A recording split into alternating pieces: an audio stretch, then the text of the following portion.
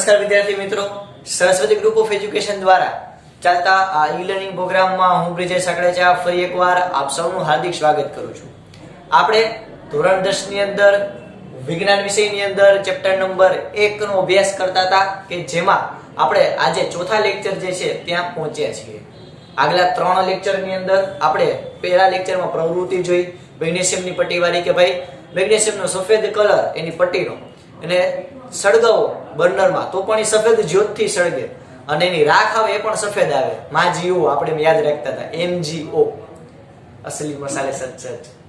Okay, ત્યારબાદ આપણે બીજા લેક્ચરની અંદર આપણે જોયું હતું કે ભાઈ આપણે પોટેશિયમ જે છે, પોટેશિયમ આયોડાઇડ, એની આપણે લેડ નાઇટ્રેટ સાથે પ્રક્રિયા કરીએ તો આપણને શું મળે છે? લેડ આયોડાઇડ મળતું હતું. પછી આપણે એના વિશે પ્રવૃત્તિનો થોડોક એમાં વિડીયો પણ જોયો તો પીળા કલરનો, જેને ગોલ્ડન રેઝ નામની ઘટના કહેવાય. અને ત્યારબાદ આપણે ઘણી બધી રાસાયણિક પ્રક્રિયામાં થતા ફેરફાર હોય એના વિશે અભ્યાસ કર્યો હતો કે ભાઈ શું ફેરફાર આવે રાસાયણિક પ્રક્રિયા થાય. આપણે એમાં જોયું હતું કે ભાઈ સોડિયમ હોય અતિશય વધારે સળગી જાય, ગમે ને હવામાં ખુલ્લો મૂકો તો તરત સળગી જાય. ક્લોરીન તો કે એકદમ ઝેરી વાયુ, બેન ભેગું કરો તો કે ભાઈ મીઠું, બાટી ખાવા માંડો. તો તમે જ્યારે કોઈ પણ પદાર્થ હોય મિશ્રણ થાય એટલે એના ગુણધર્મ બદલાઈ જાય છે. એના વિશે આપણે ચર્ચા કરી. આજે આપણે ચર્ચા કરીશું સંયોગીકરણની પ્રક્રિયા. તો લાસ્ટ લેક્ચરમાં સંયોગીકરણની ખાલી આપણે વ્યાખ્યા જોઈ હતી. કોને કહેવાય સંયોગીકરણ? યાદ કરવો જોઈએ, ફટાફટ યાદ કરવો જોઈએ, થોડુંક મગજ લગાડો. યસ, કે જ્યારે કોઈ પણ બે પ્રક્રિયક હોય, બે અથવા તો વધારે પ્રક્રિયક ભેગા થઈ અને ખાલી એક જ નિપજ આપતા હોય, બે કરતા વધારે પ્રક્રિયક ફક્ત એક જ નિપજ આપતા હોય તો એને શું કહેવાય? સંયોગીકરણ. ફોર એક્ઝામ્પલ, તમે બધા વિષયની તૈયારી કરો, બધા વિષયમાં પાસ થાવ તો તમારું રિઝલ્ટ છે એ પાસ દેખાડે. રિઝલ્ટ એક જ હોય, બધા વિષયનું અલગ અલગ રિઝલ્ટ તમને બોર્ડમાંથી ન આપે. બોર્ડમાંથી, ગુજરાત બોર્ડમાંથી ફક્ત એક જ રિઝલ્ટ આપશે કે જેમાં બધા વિષય ઉમેરેલા છે. જો તમારે બધા વિષયની એક્ઝામ દેવાની તો તમે પ્રક્રિયા બધા વિષય માટે કરો છો, રિઝલ્ટ સામે શું આવશે? એક જ. બસ એ જ રીતે કે સંયોગીકરણ કોને કહેવાય? તો કે ભાઈ બે અથવા બે કરતા વધારે પ્રક્રિયક હોય પણ તમને આઉટપુટ સામે નિપજ શું મળે? એક જ. Okay, clear? સંયોગીકરણ વિશે આપણે અમુક ઉદાહરણ અહીં જોઈએ, મેં લખેલા છે. તો કે ભાઈ આપણને કીધું છે કે ભાઈ કોલસાનું જ્યારે હવામાં દહન થાય, કોલસાને તમે જ્યારે બાળો તો એ જે દહન છે એ પણ સંયોગીકરણની પ્રક્રિયા છે. કઈ રીતે? તો કે ભાઈ કોલસો છે એ જો સોલિડ ફોર્મમાં છે, મેં એની ભૌતિક અવસ્થા દર્શાવેલી છે. કાર્બન એટલે કોલસો, ઓક્સિજન ગેસિયસ ફોર્મમાં એટલે કે વાયુ સ્વરૂપની અંદર આપણને હવાની અંદર મળશે. તો તમે જ્યારે કોલસાનું દહન કરશો, કોલસાને તમે જ્યારે બાળશો, તમે જ્યારે એને તાપમાન આપશો તો એ શું બનાવશે? CO2.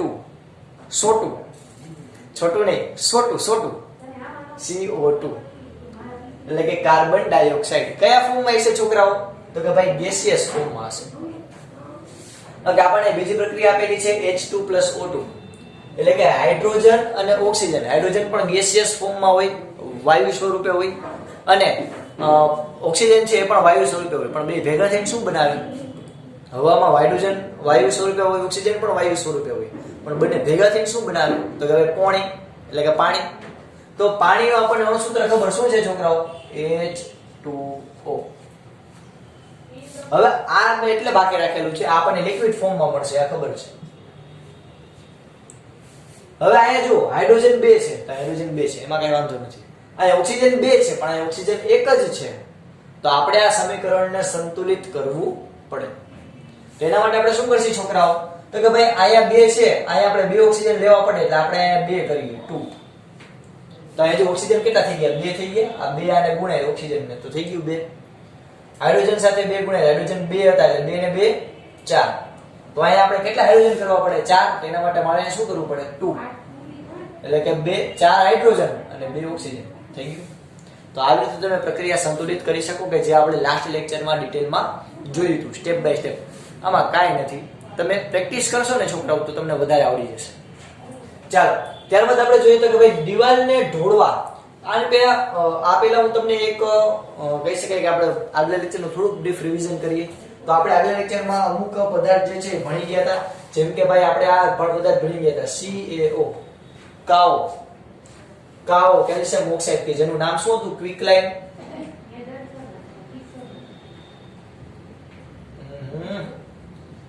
અને શાયદ ये कहे कि ससुरा भूल हो रही है. क्विकलाइन.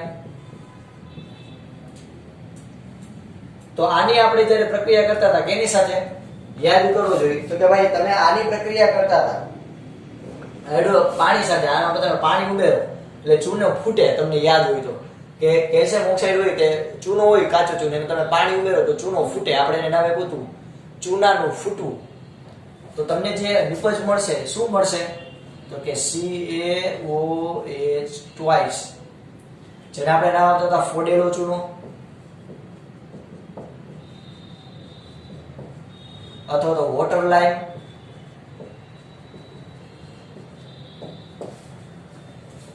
અથવા તો કેલ્શિયમ હાઇડ્રોક્સાઇડ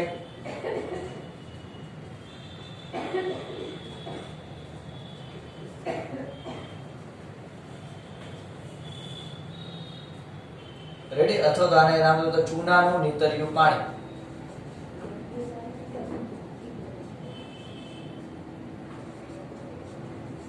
આપણને એક્ઝામમાં ચારમાંથી કોઈ પણ શબ્દ આવે એનો જવાબ આવશે CaOH ટ્વાઇસ.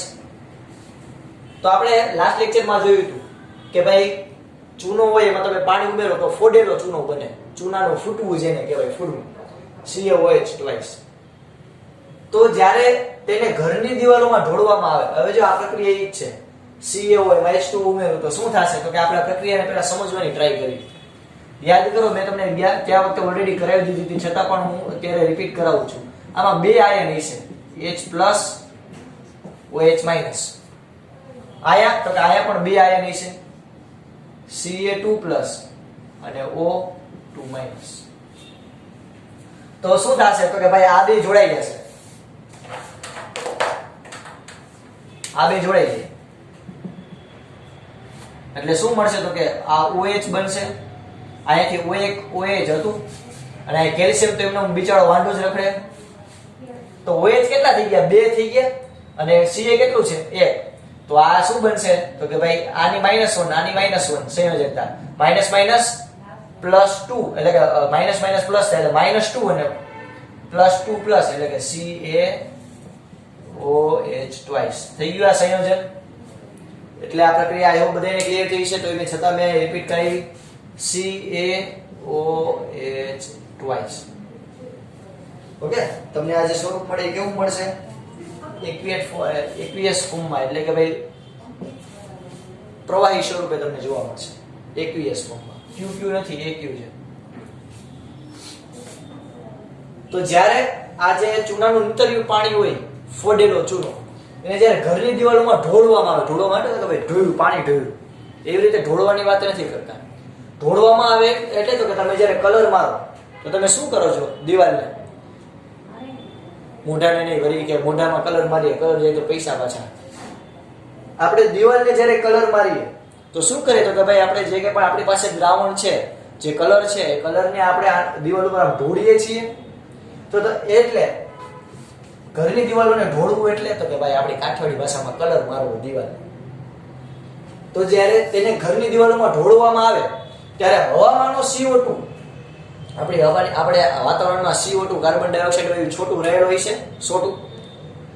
તો આ સોટું સાથે ધીમી ધીમી પ્રક્રિયા કરે, ધીરે ધીરે સે મેરી જિંદગી મે આના. તો ધીમી પ્રક્રિયા થવાથી દિવાલ ઉપર CaCO3 નું પાતળું સ્તર બને. તો પહેલા આ જ હોય CaOH ટ્વાઇસ. હજી એકવાર આપણે રિપીટ કરી તો કે પહેલા જો હું આવ્યો બહારથી મસ્ત મજાનો ચૂનાનો ગાંગડો લઈ આવ્યો, ચૂનાનો પથ્થર લઈ આવ્યો, એને મેં પાણીમાં બોળ્યો, એને પાણીમાં અંદર નાખ્યો. તો શું બન્યું તો કે ભાઈ તો ચૂનો ફૂટી ગયો, એટલે કે ફોડેલો ચૂનો બન્યો, એટલે કે CaOH ટ્વાઇસ બન્યું, કેલ્શિયમ હાઇડ્રોક્સાઇડ બન્યું. એ જે આખું લિક્વિડ બન્યું ચૂનાવાળું, ચૂનામાં પાણી ભેગું હતું, એ આખું જે લિક્વિડ બન્યું ધોળા કલરનું, સફેદ કલરનું, એને તમે જ્યારે દિવાલ ઉપર ઢોળશો, એટલે કે દિવાલ ઉપર કલર મારશો તો શું થશે તો કે ભાઈ દિવાલ પર મસ્ત મજાનો કલર તો લાગશે. પછી તમે કોઈ દિવાલ ઉપર ચૂનો મરાવ્યો હોય ને, એમ આપણે લોકલ લેંગ્વેજમાં એમ બોલતા હોય કે ભાઈ દિવાલ ઉપર ચૂનો મરાવ્યો છે, તો ચૂનો મરાવ્યો તમે જોજો કે જેમ 2-3 દિવસ થશે ને એટલે એ દિવાલ ઉપર સફેદ ચમક આવશે. તો ભાઈ તરત જ કેમ સફેદ ચમક ન આવી તો કે ભાઈ એ CaCO3 નું એટલે કે તમે આ કેલ્શિયમ હાઇડ્રોક્સાઇડ નું જે આખું પળ માર્યું હતું, લિક્વિડ આખું જે કલર માર્યો હતો, હવે એ જે દિવાલ હોય એ આ વાતાવરણ સાથે કોન્ટેક્ટમાં હશે જ. હું માની લો કે આ દિવાલ ઉપર કલર મારું તો આ દિવાલ વાતાવરણ સાથે કોન્ટેક્ટમાં તો છે જ. તમે જ્યાં બેઠા છો એ દિવાલ છે, એ દિવાલ ઉપર તમે ચૂનાનું ઇન્ટરવ્યુ પાણી એટલે કે તમે ચૂનાનું લિક્વિડ મારો તો એ વાતાવરણના કોન્ટેક્ટમાં તો છે. માર્કર નહીં કોઈ દી હાલે જ નહીં, કોઈ દી પડ્યા વગર. એક લેક્ચર એવો જાય માર્કર ન પડી સસુદી. તો મસ્ત મજાની દિવાલ ઉપર તમે કલર માર્યો છે. હવે તો કે એ વાતાવરણના કોન્ટેક્ટમાં છે એટલે અમુક સમય પછી એટલે કે વાતાવરણનું જે આ CO2 વાયુ હોય ને, આ CO2 વાયુ સોટું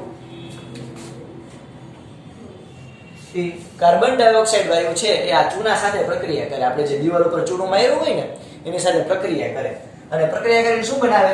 કાકોથરી એ બનાવે. કાકોથરી બનાવે. કાકોથરી એટલે તો કે ભાઈ કેલ્શિયમ કાર્બોનેટ. યાદ કેમ રાખશી? તો કે ભાઈ ચૂનાને તમે જ્યારે દિવાલ ઉપર કલર મારો, ચૂનાનો કલર મારો એટલે કે કેલ્શિયમ હાઇડ્રોક્સાઇડ નો કલર મારો તો એ વાતાવરણના સોટું પ્રક્રિયા બનાવી અને કાકોથરી બનાવે. શું બનાવે? કાકોથરી. ઓકે, ચાલો આપણે આનું ઇક્વેશન લખીએ, પ્રક્રિયા કેવી રીતે થાય. આઈ હોપ બધાને નીચેની લાઈન દેખાતી હશે. દેખાય જ છે. વી આર વેરી વેરી હોશિયાર. તો જો સમજો, આપણે અહીંયા સમજીએ નિરાતે. આપણી પાસે ટાઈમ છે.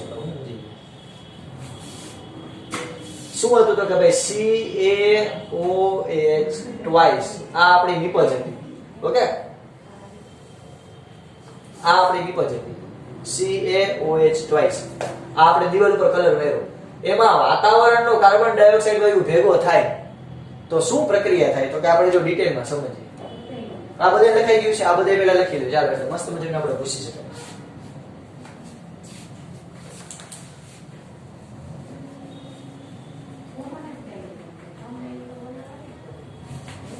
ચાલો જોજો. આમાંથી તો કે બે આયન મળશે Ca2+ OH- OH-. જો આ રીતે કેમિસ્ટ્રી કરી નાખવાનું એટલે એમને આવડી જાય પ્રક્રિયા. આ OH- બે વાર છે એટલે આપણે બે વાર લખ્યા. અહીં કાર્બન ડાયોક્સાઇડ વાયુ 4+ અને ઓક્સિજન વાયુ 2-.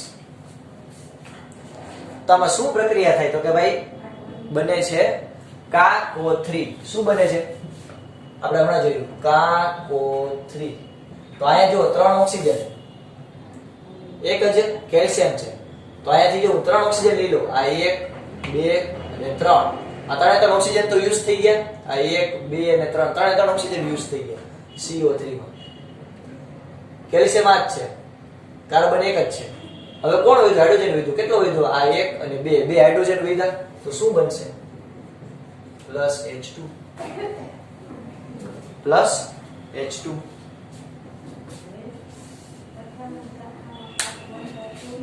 એક બે ત્રણ ના છોકરા હજી એક છે. ઓક્સિજન 2 છે એટલે 2 ઓક્સિજન લખવા પડશે. આ 2 ઓક્સિજન ને જો O2. તો આ સમજો ધ્યાનથી. આ એક ઓક્સિજન, આ બીજો ઓક્સિજન અને આ ત્રીજો ઓક્સિજન, આ ત્રણેય ભેગા થઈને CO3 બને. તો આ H હાઇડ્રોજન 2 છે અને આ ઓક્સિજન 1 છે. એ શું બનાવશે? H2O. તો શું બનશે? CaO3 + H2O. કેલ્શિયમ આ OH ના આપણે બે ભાગ કરી નાખ્યા, કાર્બન અને આ બે ઓક્સિજન.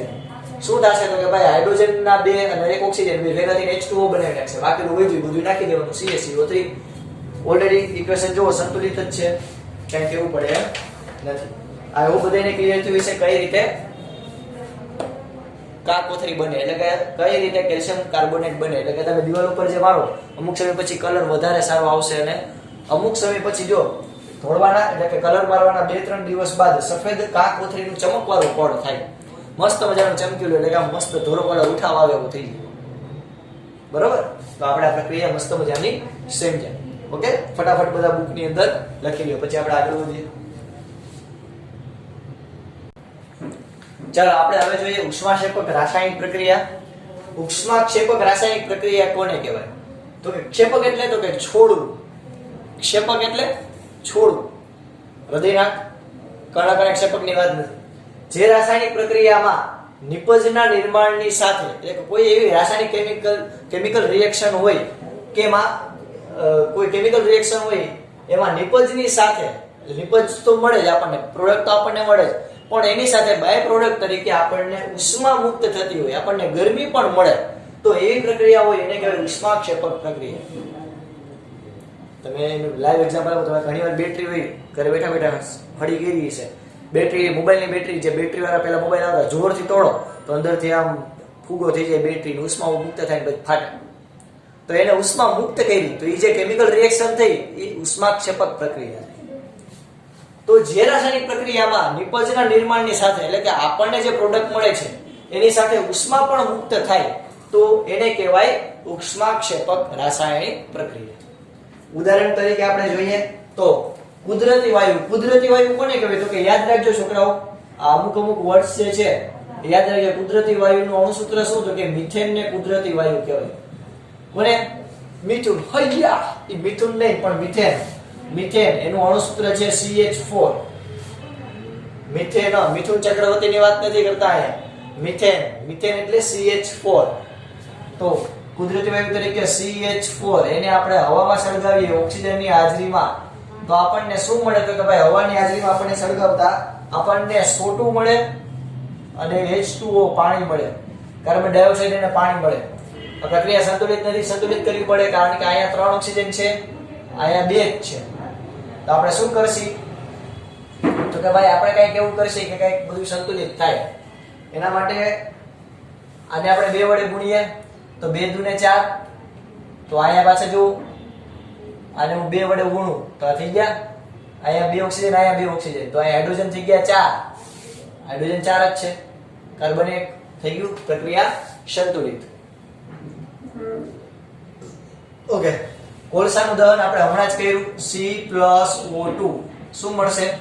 છોટું ના છોટું કાર્બન ડાયોક્સાઇડ. અને વનસ્પતિ દ્રવ્યનું વિઘટન થઈ ખાતર બનવું. ખાતર બનવાની જે પ્રક્રિયા છે એમાં પણ ઉષ્માક્ષેપક પ્રક્રિયા છે, એમાં પણ આપણને ગરમી મળે, એટલે કે ગરમી ઉત્પન્ન થાય એમાં પણ. તો આ થઈ ઉષ્માક્ષેપક પ્રક્રિયા કોને કહેવાય અને એના જસ્ટ ઉદાહરણ. હવે આપણને 2 માર્કમાં પૂછાતો પ્રશ્ન છે કે શ્વસન એક ઉષ્માક્ષેપક પ્રક્રિયા સમજાવો. આપણે જે શ્વાસ લઈએ છીએ, ઓક્સિજન વાયુ અંદર લઈએ અને કાર્બન ડાયોક્સાઇડ વાયુ બહાર કાઢીએ છીએ, તો એ જે આપણે શ્વાસોશ્વાસની જે પ્રક્રિયા છે એ ઉષ્માક્ષેપક પ્રક્રિયા છે, એટલે કે એમાં પણ ઉષ્મા મુક્ત થાય છે. હું બેસ્ટ એક્ઝામ્પલ આપું. કેવી રીતે? તો કે ભાઈ જીવન જીવવા માટે આપણે ઉર્જાની જરૂર પડે. તમે કે હોય કે હું હોય, આપણે જીવન જીવવું હોય, આપણે લાઈફ જીવવી હોય, આપણે ઉર્જા તો જોઈએ કે ન જોઈએ? આપણામાં એનર્જી જોઈએ. એનર્જી આપણને ક્યાંથી મળશે? તો કે ભાઈ આપણે રોજ જમીએ છીએ, આપણે રોજ ખોરાક ખાઈએ છીએ, રોજ આપણે દાબીને બહાટી બોલાવીએ તો આપણી અંદર ખોરાક જશે તો ભાઈ શરીરને ખબર નથી પડતું ભાઈ બટેકું આવ્યું, બટેકામાંથી ઉર્જા લઈ લ્યું. એ કેમ ઉર્જા લેશે? તો કે જે કંઈ પણ આપણે પદાર્થ ખાધું, ઓકે, જે કંઈ પણ આપણે ખોરાક લીધો છે એ પાચન દરમિયાન આપણે અંદર પાચન ક્રિયામાં અંદર જશે, જે તમે ચેપ્ટર 6 માં પાચન ક્રિયા ડિટેલમાં ભણી લો. તો એ પાચન દરમિયાન ખોરાક વધુ સરળ પદાર્થોમાં વિભાજિત થશે, એટલે કે પાચનમાંથી શરીરનું જે પાચન તંત્ર શું કામ કરશે? તો કે જરૂરી બધા જે કંઈ પણ મિનરલ્સ છે, જે કંઈ પણ તત્વો છે એને શોષી લેશે અને બાકીનું બધું મળદ્વાર દ્વારા બહાર કાઢશે. તો જીવન જીવવા માટે આપણે ઉર્જાની જરૂર પડે, એના માટે આપણે ખોરાક ખાઈએ. આ ખોરાકમાં પાચનની ક્રિયા દરમિયાન ખોરાક વધુ સરળ પદાર્થોમાં વિભાજિત થાય. દાખલા તરીકે ભાત હોય, બટેકા હોય, બ્રેડ હોય, તો આપણે ભાતને સામે રાખવું પછી આપણે આમ કરીએ એટલે એની બધી ઉર્જા આપણામાં આવી જાય એવું કીધી ભાઈ ના, આપણે એને ગ્રહણ કરવું પડે, ખાવું પડે ને એના. તો આપણે બટેકા હોય, ભાત હોય, બ્રેડ હોય, એમાં એ બધા કાર્બોદિત પદાર્થો છે. કેવા? કાર્બોદિત. આ કાર્બોદિત પદાર્થોનું પાચન ક્રિયા દરમિયાન વિભાજન થઈ અને કેવા કન્વર્ટ થાય? ગ્લુકોઝમાં. એટલે આપણને ગ્લુકોઝ મળે. તો આ ગ્લુકોઝ એ આપણા શરીરમાં કોષોમાં રહેલા ઓક્સિજન હોય, આપણે જે નાના નાના કોષ હોય એમાં જે ઓક્સિજન રહેલો છે એની સાથે સંયોજાય અને શું બનાવે? ઉર્જા. તો જે સંયોજાય અને જે ઉર્જા પૂરી પાડે કે જેને આ પ્રક્રિયાને શું કહેવાય? શ્વસન. તો એ રીતે છે આમાં ક્યાં શ્વસન એવું? પાચન ક્રિયા દરમિયાન આપણને ગ્લુકોઝ મળ્યો ફોર એક્ઝામ્પલ, એમાં ઓક્સિજન તો જોશે જ. તો ઓક્સિજન ક્યાંથી આવ્યો? તો કે ભાઈ આપણે શ્વાસ અંદર લેશી તો ઓક્સિજન અંદર આવશે ને. ઘણા કે માન એટલે લ્યો 5 મિનિટ શ્વાસ નો લ્યો, હતા નહોતા થઈ જાય, સરનામાં ભૂલી જાય એલા. એટલે ઓક્સિજનની સાથે સંયોજાઈ અને એ ઉર્જા બનાવશે અને એ આપણને ઉર્જા પૂરી પાડશે. આ પ્રક્રિયાને આપણે શું કહીશું? શ્વસન કહી શકાય. આને શું કહેવાય વિદ્યાર્થી મિત્રો? શ્વસન કહી શકાય. આમ શ્વસનની ક્રિયા દરમિયાન ઉર્જા મુક્ત થઈ. શ્વસનની ક્રિયા દરમિયાન અરે યાર આપણો કોષ હતો એમાં જે ઓક્સિજન શ્વસનની ક્રિયા દરમિયાન ઓક્સિજન આવ્યો એ ઓક્સિજન અને ગ્લુકોઝ ભેગા થયા તો એનર્જી મુક્ત થઈ. તો આ એનર્જી મુક્ત થતી હોવાથી એ ઉષ્માક્ષેપક પ્રક્રિયા છે. જ્યાં પણ એનર્જી મુક્ત થતી હોય ઉત્પન્ન થતી હોય ને એ પ્રક્રિયા ઉષ્માક્ષેપક જ હોય. જેમ કે વિદ્યુત ઉત્પન્ન થાય, આપણે વિદ્યુત ઉત્પન્ન કરવા માટે આપણને ખબર છે કે ગરમી કંઈક ને કંઈક તો લાવવી જ પડે. વરાળ એટલે કે સ્ટીમ ટર્બાઇન હોય પણ ભલે, કોઈ પણ જળચર આખું કહી શકાય કે આખું ટર્બાઇન હોય તો પણ ભલે. તો શ્વસનની ક્રિયામાં ઉર્જા મુક્ત થતી હોવાથી એ ઉષ્માક્ષેપક પ્રક્રિયા છે. જો કોઈ પદાર્થ ઉષ્માને શોષતો હોય એટલે કે કોઈ એનર્જીને ઓબ્ઝર્વ કરતો હોય, કોઈ ઉર્જાને આમ લઈ લેતો હોય એને ઉષ્મા શોષક કહેવાય. અને જે પદાર્થ હોય ઉષ્માને મુક્ત કરે, લેતા જ જાઓ, ઉષ્મા લેતા જાઓ. આલ્યો ભાઈ ઉષ્મા લેતો જા. ઉષ્માને મુક્ત કરે એને કહેવાય ઉષ્માક્ષેપક પ્રક્રિયા. આ આપણે એક્ઝામ્પલ આપ્યું છે કે આ ગ્લુકોઝનું અણુસૂત્ર છે, આને ગ્લુકોઝ કહેવાય, જે તમે ચેપ્ટર 6 માં ડિટેલમાં ભણી ગયા છો. આ ગ્લુકોઝ ની આપણે ઓક્સિજન રાખ્યો. આપણે ગ્લુકોઝ પાચનની ક્રિયા દરમિયાન મેળવ્યો, એમાં આપણે ઓક્સિજન શ્વાસ દ્વારા જે લીધો એ અંદર ભળ્યો એટલે શું બન્યું? તો કે ભાઈ કાર્બન ડાયોક્સાઇડ વાયુ મળ્યો કે જે આપણે પાછો બહાર કાઢીએ, પાણી મળશે અને ઉર્જા. આપણે આનું કામ છે ઉર્જા, એટલે આપણને ઉર્જા મળશે. આ ઇક્વેશન જે છે આ ઇક્વેશન લખી નાખવાનું. તમને જે આ તો પ્રશ્ન મસ્ત મજાનો યાદ રહી ગયો. ઇક્વેશન કેમ યાદ રાખવું? તો ભાઈ ગ્લુકોઝ નું અણુસૂત્ર યાદ રાખી નાખવાનું. ગ્લુકોઝમાં આપણે ઓક્સિજન ઉમેરશી તો કાર્બન ડાયોક્સાઇડ વાયુ, પાણી અને ઉર્જા મળશે. હવે આગળ જે આ પૂછડા રહી ગયા અહીંયા 1 છે, કાંઈ ન હોય તો 1, 6, 6, 6 અને 1. તો આને કેમ યાદ રાખવાનું ખબર છે? તો મારે શ્વસનને ફોન કરવો છે, તો શ્વસનને ફોન કરવા માટે મારી પાસે નંબર કયા? તો ભાઈ શ્વસનના નંબર યાદ રાખજો. આ શ્વસનને તમારે ફોન કરવો હોય તો નંબર યાદ રાખજો 16661. આ શ્વસનના નંબર વચ્ચે ટ્રિપલ છક્કા, આ બાજુ ને આ બાજુ એકડો. તો આ છે શ્વસનના નંબર. આવી એટલે કે આ પહેલામાં 1, બીજામાં 6, ત્રીજામાં 6, ચોથામાં 6 અને છેલ્લામાં 1. આવી રીતે તમે યાદ રાખી શકો કેમિકલ ઇક્વેશન. બરોબર? ક્લિયર છે મસ્ત મજાનું?